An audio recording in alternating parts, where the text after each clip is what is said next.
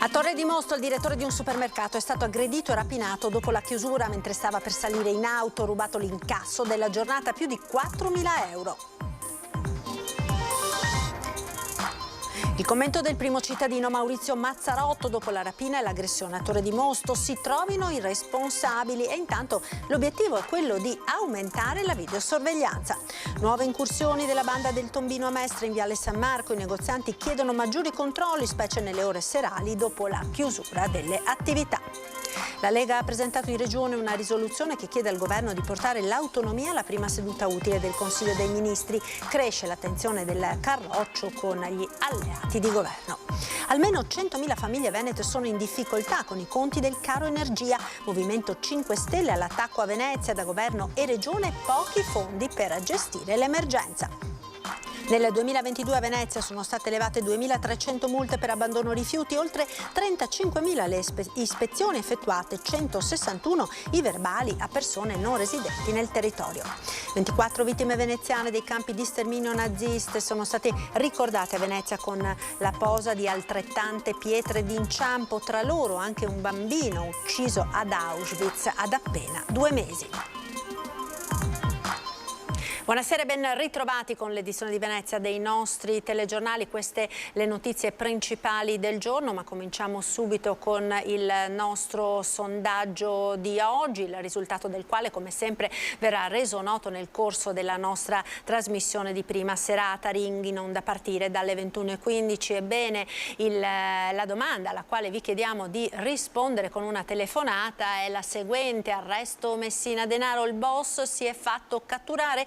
Se per voi la risposta è sì, una chiamata gratuita al numero che vedete in sovraimpressione nella barra di colore verde. Se per voi invece la risposta è no, uno squillo sempre gratuito al numero che vedete in sovraimpressione sulla barra di colore rosso. Risultati a Ring 21:15 in diretta come ogni martedì, ma cominciamo subito con la cronaca, perché un altro episodio di violenza dobbiamo registrare nella provincia di Venezia, accaduto a Torre di Mosto, dove il direttore di un supermercato è stato aggredito e rapinato ieri sera dopo la chiusura mentre stava per salire in auto, rubato l'incasso della giornata, oltre 4.000 euro.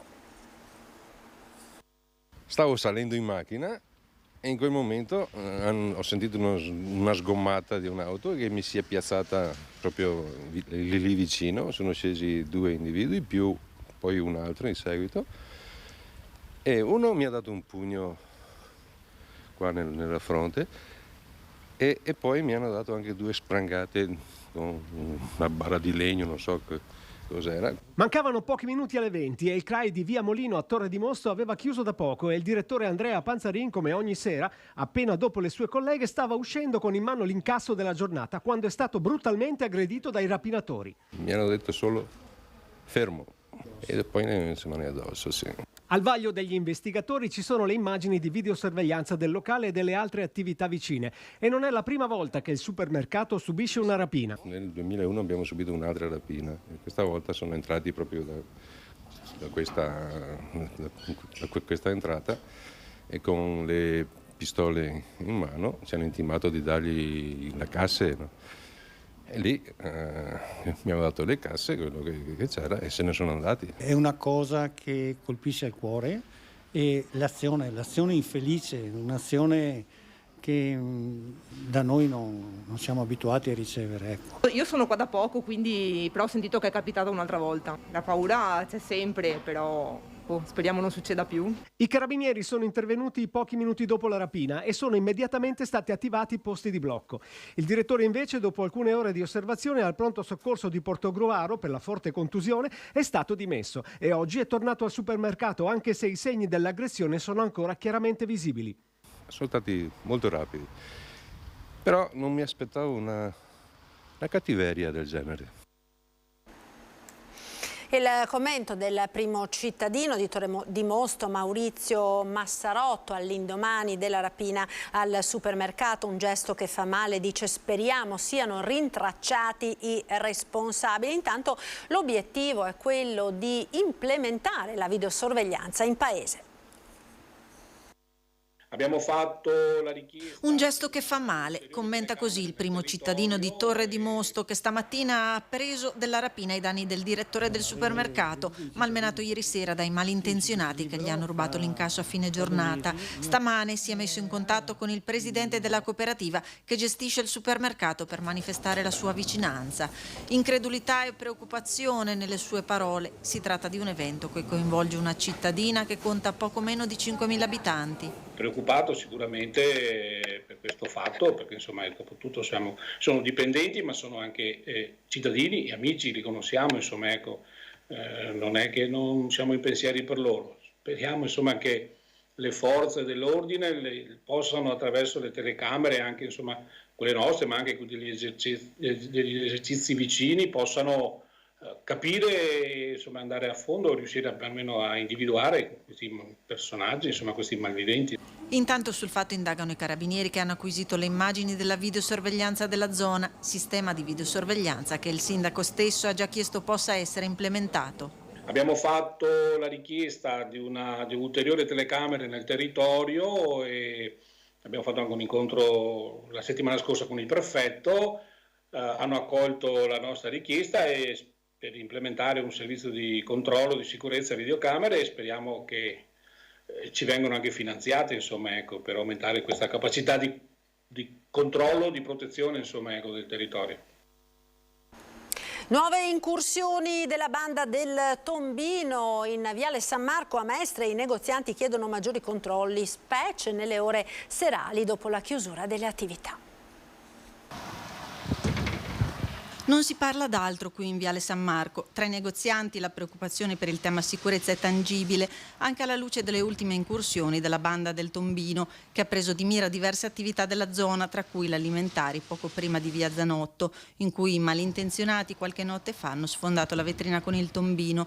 C'è anche tra i negozi in zona chi ha trovato all'indomani del tentato colpo un tombino appoggiato fuori dalla vetrina. Noi siamo stati avvertiti dal signore che abita qui sopra che ha trovato il tombino tolto dalla sua sede e appoggiato vicino al suo portoncino e si presume che abbiano tentato. Io ho la fortuna di avere le serrande a differenza di tanti colleghi, però comunque si è sempre costantemente con l'occhio attento e timore, e la sera non si esce sempre un po' di corsa con la macchina vicina, ci si accompagna dove si può, se ci si deve allontanare senza stare da sole. Negozianti che si mettono al riparo come possono, l'abitudine è quella di lasciare in cassa poche monete.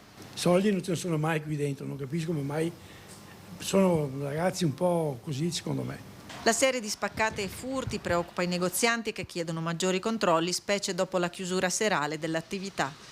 Vogliamo più sicurezza in questa zona, perché ci sono tanti ladri, tanti negozi che sono rotti, vengono a sfassare tutto, anche delinquenti e drogati. Onestamente se dovessi fare la chiusura da sola mi chiudo dentro prima, cioè evito di tenere la porta aperta se sono da sola. Un maggior controllo e passaggio di pattuglie, soprattutto la sera, perché dopo le 8:30 così non c'è più un passaggio di persone e perciò la zona è un po' vuota e si è sempre a rischio di tutto.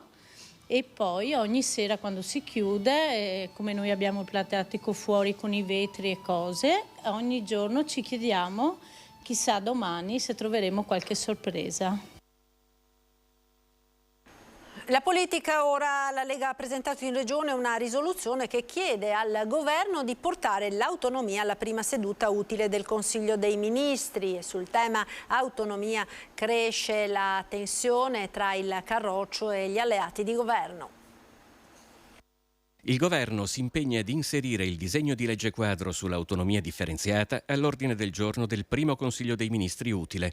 È il titolo della risoluzione portata in Consiglio regionale dalla Lega, col quale Venezia intende mandare un messaggio chiaro a Roma. Vediamo troppi ostacoli anche all'interno del governo di centrodestra, quindi vogliamo capire chiaramente anche da questo governo se hanno intenzione di dare una risposta chiara e concreta ai cittadini del Veneto che hanno votato in massa a favore dell'autonomia, oppure se qualcuno a livello romano con qualche scusa vuole ancora prenderci in giro. Ancora più pesante di Nicola Finco, che a Palazzo Ferrofini ricopre anche la carica di vicepresidente del Consiglio regionale, è stato l'eurodeputato Gian Antonio D'Arè, che, intervistato dal direttore Luigi Bacialli a Focus, ha puntato il dito contro un governo, ha detto, che vuole il presidenzialismo e non farà mai passare l'autonomia, ricordando poi che da un governo si può sempre uscire.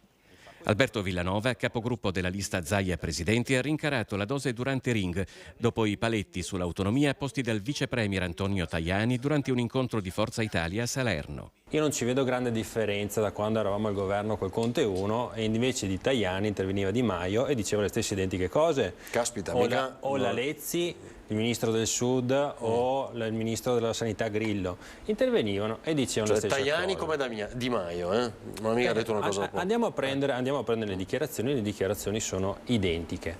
Sono passati 1913 giorni e 5 governi da quel 22 ottobre 2017 in cui il 98% dei veneti si era espresso a favore dell'autonomia in un referendum regionale consultivo.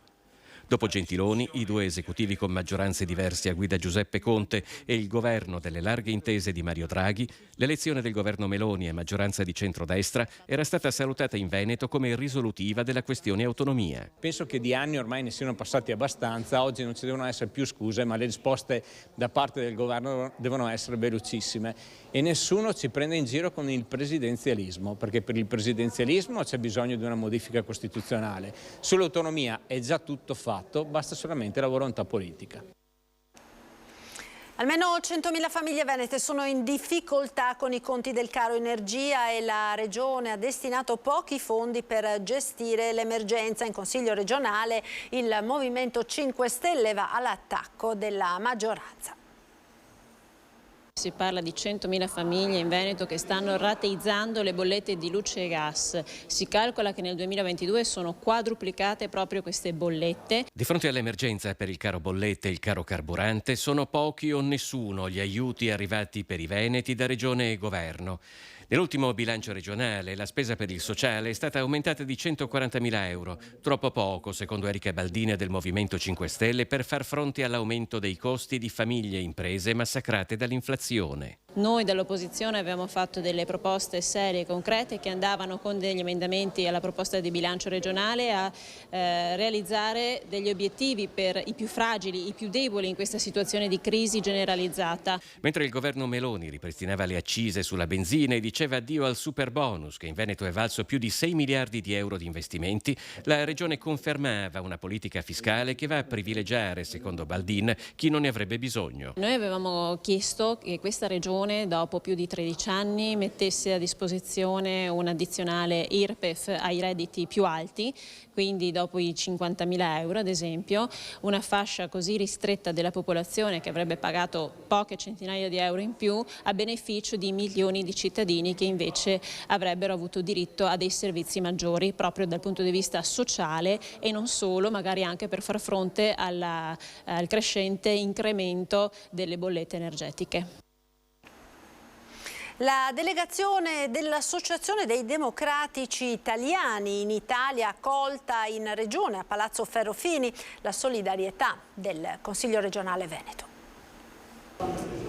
Donna, vita, libertà, questo è il motto che oggi ha accompagnato la visita dei rappresentanti dell'Associazione dei Democratici Iraniani in Italia, accolti a Palazzo Ferrofini in un incontro promosso dai consiglieri regionali Luciano Sandonà e Fabiano Barbisan, aperto dal Presidente del Consiglio Roberto Ciambetti. Oggi siamo qua in Consiglio regionale per portare sia la voce dei manifestanti, di quei giovani che in Iran tutti i giorni stanno combattendo per la loro vita, per la democrazia, per la libertà. Siamo qua per ringraziare anche il Consiglio che è stato solidale dai primi tempi con noi e chiedere a loro di essere anche loro insieme a noi portavoce di questo movimento, di adoperarsi affinché questo movimento non rimanga solo. Una battaglia di libertà che dalle donne, dai giovani sta coinvolgendo sempre più tutta la popolazione iraniana.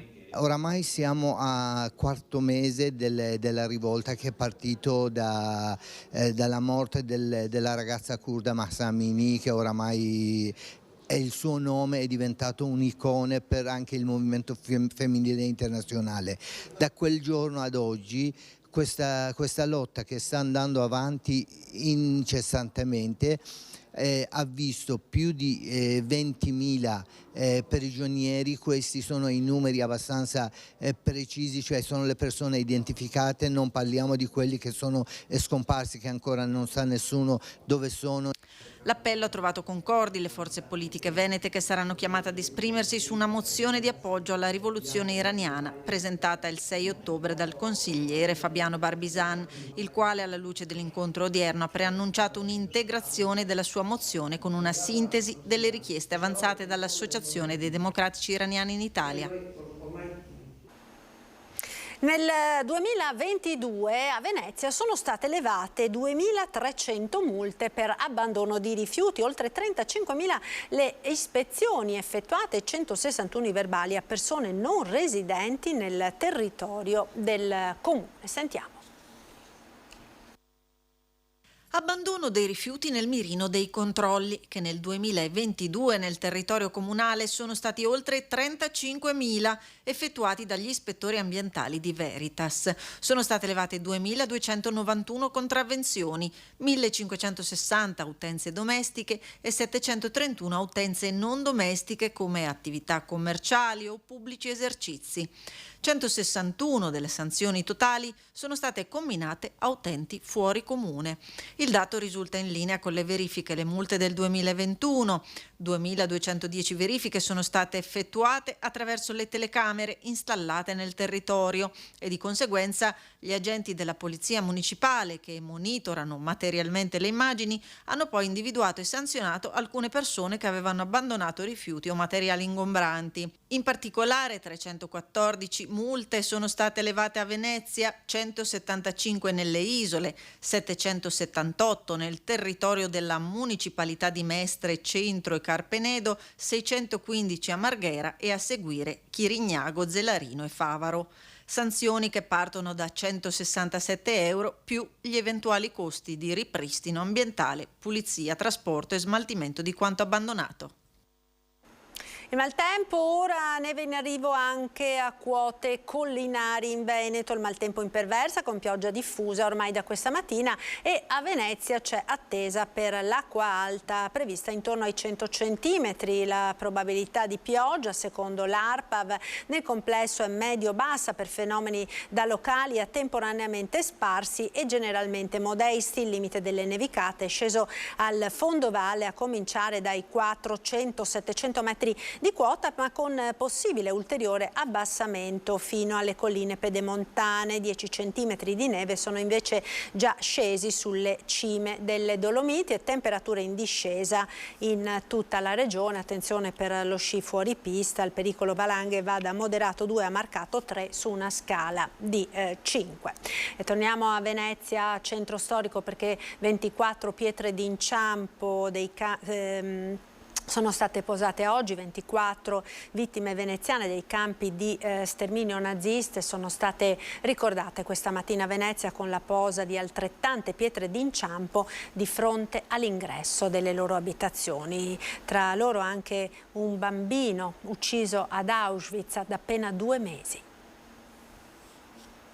C'è anche un bambino di appena 2 mesi, Umberto Nacamulli, ucciso dopo essere stato deportato con la famiglia ad Auschwitz, tra coloro che sono stati ricordati a Venezia con la posa di 24 nuove pietre d'inciampo che ricordano altrettante vittime della Shoah di fronte all'ingresso della loro ultima abitazione. Con le 24 pietre d'inciampo di quest'anno arriviamo a ben 159 pietre a Venezia, che in qualche modo ci restituiscono un nome, un'identità, una dignità a questi cittadini strappati alla vita per essere portati alla morte. È un'occasione di riflessione collettiva e Venezia, devo dire che in questi anni, in questo percorso della memoria, ha messo davvero tutto l'impegno e tutta la sensibilità possibile. difficile. La Presidente del Consiglio Comunale Ermelinda Damiano, accompagnata tra gli altri dal Presidente della Municipalità di Venezia Murano Burano Marco Borghi, ha partecipato ad una giornata che è stata arricchita anche dalla visita di Günther Demning, l'artista tedesco che ha ideato le pietre d'inciampo,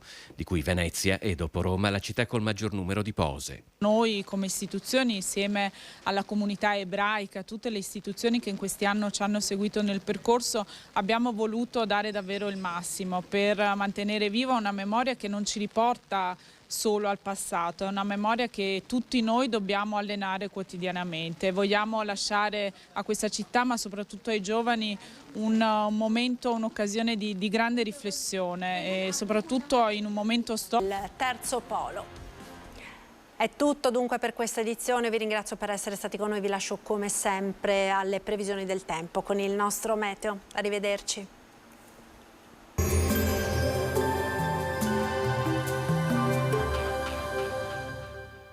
Rizzardo SRL, da oltre 40 anni sul territorio con professionalità, serietà e un team competente e qualificato al servizio del cliente per ogni aspetto del fine vita dell'autoveicolo.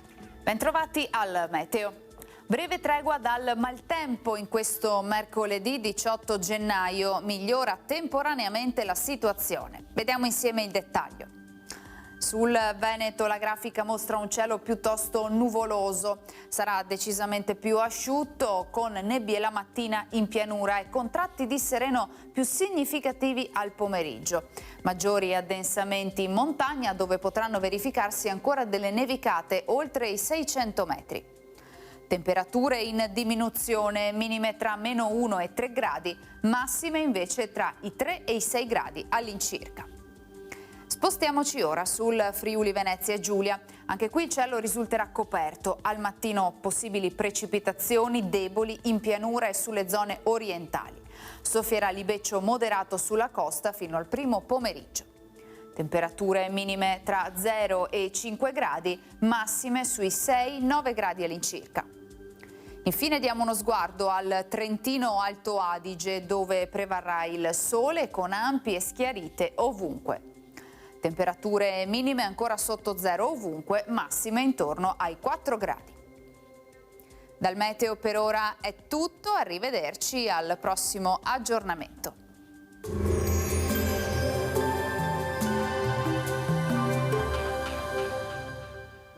Rizzardo SRL, da oltre 40 anni sul territorio con professionalità, serietà e un team competente e qualificato al servizio del cliente per ogni aspetto del fine vita dell'autoveicolo.